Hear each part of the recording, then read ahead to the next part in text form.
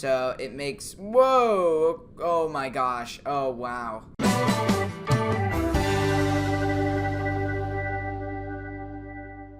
Hey guys, welcome back to another video, and in today's video we are back in Titanic VR, and today we're continuing the story, and hopefully we'll be visiting the Turkish baths and the D-deck reception. So yeah guys, let's get into the video. Alright, and here we are in the sub. Crystal clear, Dr. Lynch.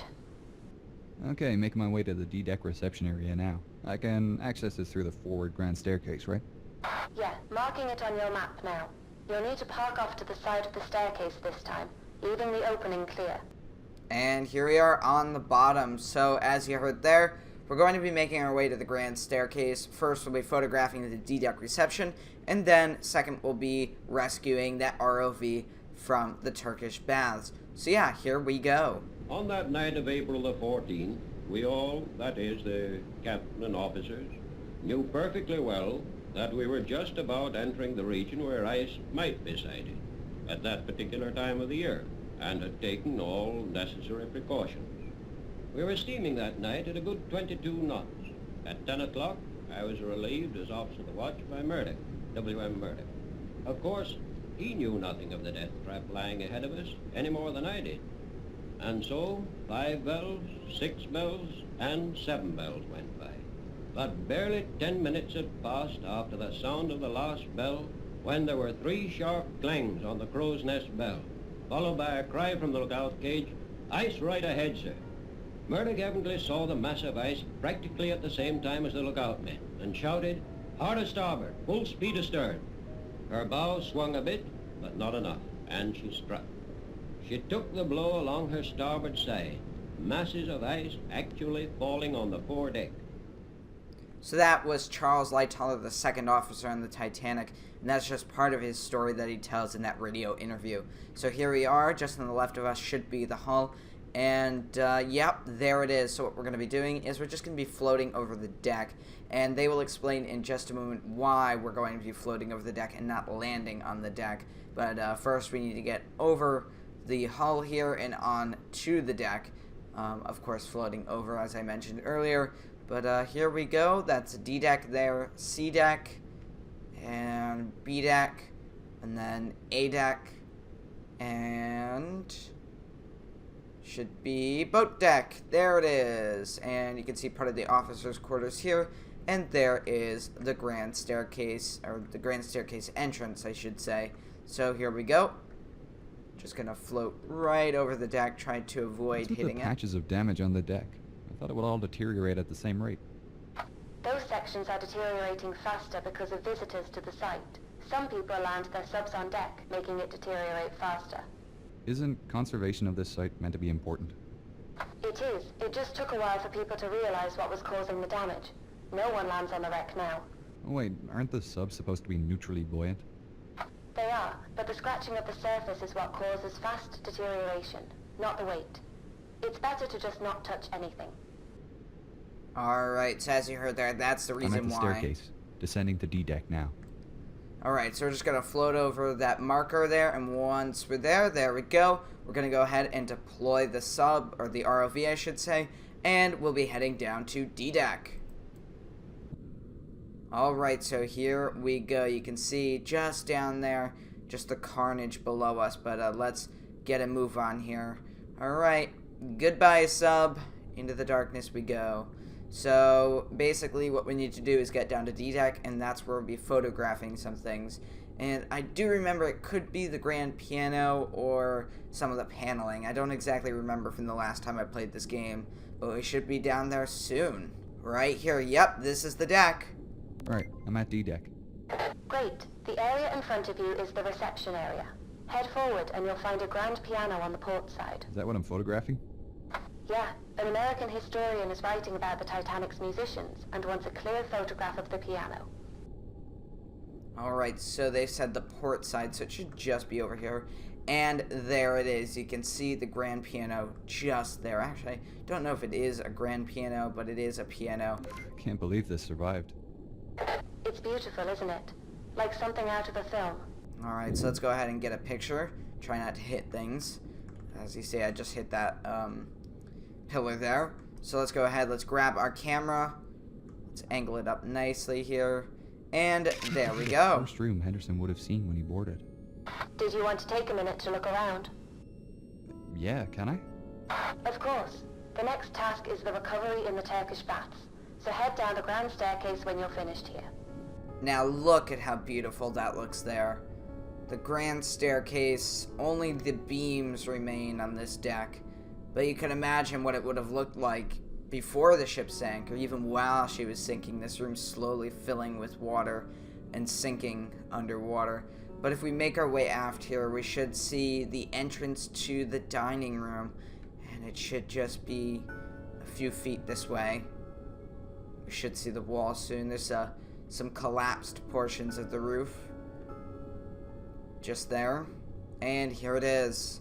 Interestingly, they don't have the arches correct here. It should be larger arches, but right there, that is the dining room. That's where first class passengers would have been eating.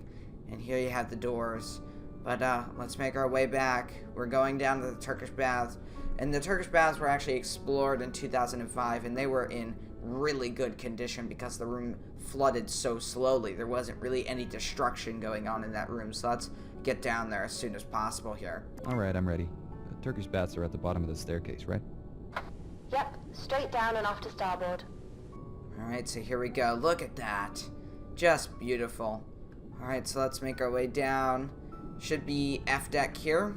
We've just passed through E deck. And here we are on F deck. Now this is actually interesting. This pole here should be arched outwards because when the ship actually hit the bottom, the whole F deck area was actually compressed. And this bent this pole here, of course, when it hit the ground. And as you can see, they have the watertight doors closed, which is good. But they have a weird crew-only sign floating here. But this is the Turkish baths, so let's head in. I'm in the baths now. I can see the ROV here pinned under a pipe. Great. You'll need to get into position and attach the flotation bag to the pipe. The flotation bag is in the Predator's storage compartment. Now what's interesting about this ROV is that it has In Memory of Paxton on it, and the reason that it has that is because that is a memorial to Bill Paxton, one of the actors that actually played in the Titanic film. So I really like how they included that, but let's go ahead and let's rescue this ROV. Alright, here we go. Done. Okay. Last step is to activate the tank, and it should fill the bag. You can activate it from the menu on your Hey, it's right-hand working. controller. The pipe is lifting. Great. When the pipe's completely lifted, you can attach your hook and drag the ROV out of here. Right. Now, I do think that they're taking inspiration from the Ghost of the Abyss film, which I do recommend you watch. It was produced or filmed in 2001 and released in 2003. And one of their subs actually did get caught in the wreckage, and they had to rescue it with another ROV. Sorry, I call it sub. It's actually an ROV. But you know what I mean. But yeah, so basically now all we have to do is just attach a hook to it, and we should get it out of here. Okay, that's weird. It just kind of glitched back down, but let's quickly grab the hook and attach it here before it heads to the ceiling. Ah, There I we think go. the motor failed. My arm's not responding. Uh-oh. Is everything else okay? Is the line attached? Yeah, everything else is operational, and the line's still connected. Okay, we'll fix the arm when you're back on the surface. But for now, you'll have to be extra cautious. You need to drag the ROV back out to the ground staircase. The extra weight is going to make your controls tricky. Oh, you're not wrong there. Predator's really struggling. I'll need to use my other arm until we get this damaged one replaced. This is gonna be difficult. Just take it nice and slow. Alright, so as you can see, we are now dragging this ROV out. And, yeah, here we go. We gotta be really careful not to damage the wreck. As you can see, we're hitting a lot of things. But, here is F deck once again. Looking, really nice and really good condition. But, obviously, this is not what the wreck looks like today. Most of the walls are gone. Am I towing this thing all the way back to the sub? No, we've an easier way to get out of the wreck. Let me know when you're at the staircase. Now, as I was saying, most of these walls are gone, and it's really just the beams, the support beams that are there. So it makes... Whoa! Oh my gosh. Oh, wow. That was a little interesting. But again, as I was saying, it's really just the support beams, and it's very confusing. Now, of course, I've never been down to the wreck, but I've seen tons of wreck footage, so I can get a sense of what it actually is like in the wreck. I'm at the staircase again. The next step is to attach a tracker to the ROV. There is one in your compartment. Okay. Now what? Now remove the hook and let it float straight up to the surface. The other diving team will be able to track it and pick it up. Well, there she goes. Should I follow it up? No, we aren't finished down here yet. What's left to do? We need to collect the gear we left in the Turkish baths. The flotation gear? Yeah, it's too expensive to leave down here. You need to deflate the balloon and remove it from the pipe. Alright, so let's go ahead and recover our equipment, and then we should be out of here. But our arm is broken, so we'll have to use this one here, so let's quickly get down here, try to avoid hitting things, and we'll grab our stuff and go. Hello, Turkish baths, once again. Now, while we're down here, let's go ahead and just look at all of the tiling here. As you can see, this is pretty much what it looks like on the wreck, at least in 2005. But as you can see, it's in really, really good condition. I do know that this door is actually gone on the wreck, so I don't know why it's here. Oh, okay. Yeah, so let's go ahead and retrieve the bag here. All done. I'm heading back up. Great, see you soon. I'll get the lab ready to repair Predator. Alright, so let's get the Predator out of here, the ROV, and we'll get it up to the surface. Here comes the Predator. And we're all set. Let's head to the surface. Alright, and we are back on the surface. Yeah, we're lucky it's easy to replace. Hey, Gillian. How are you doing? As well as can be expected, I guess. How did you go with the dive teams? Did you find anything? Not really. I contacted them and looked over the areas of the debris field that they've mapped using cameras. The images are highly detailed, but I couldn't see anything interesting there. They've suggested we consider mapping out an unexplored area. Well, we could take on that contract for you if you want. Our submersible is capable. It's already fitted with sonar and cameras. And we haven't found anything else related to Henderson inside the ship. I think we should start looking outside the bow.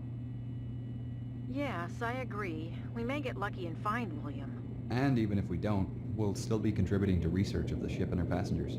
Do you have the coordinates for the area they want us to check? Yes, I'll send them through. Oh, I forgot to mention, I'm going to the Titanic convention in Southampton tomorrow. Oh, great. Getting some research done? Hopefully. It's a good opportunity to meet some of the other relatives of passengers and hear their stories. There's also a demo for a Titanic computer game being shown. Apparently, it's been in development for almost 10 years, but the developers are saying it'll be released soon. It better be. I backed it on Funster years ago. Let us know how it goes. I'd love to hear some stories about Henderson. I suppose we should prepare for the next dive then. We've got a lot to do before we head out. Thanks for the update, Gillian. Not a problem. Let me know how you get on tomorrow. Will do. Talk later. I suppose I better fix that arm. Shouldn't take you too long. There's a replacement one on the table. Alright, so it sounds like our next dive is going to be mapping the debris field, which is going to be pretty cool. There's a lot of interesting stuff out there. But first and foremost, we gotta fix this thing, because as you can see, or as you were able to see, it was not a fun experience with that broken arm. So let's quickly attach all of this back up. There we go. And this one should just go, oops, just go there. And our final piece should go right here. See you tomorrow. And there we go. So yeah. See you then. Alright guys, make sure to leave a like and a comment, and I'll see you next time guys. Goodbye.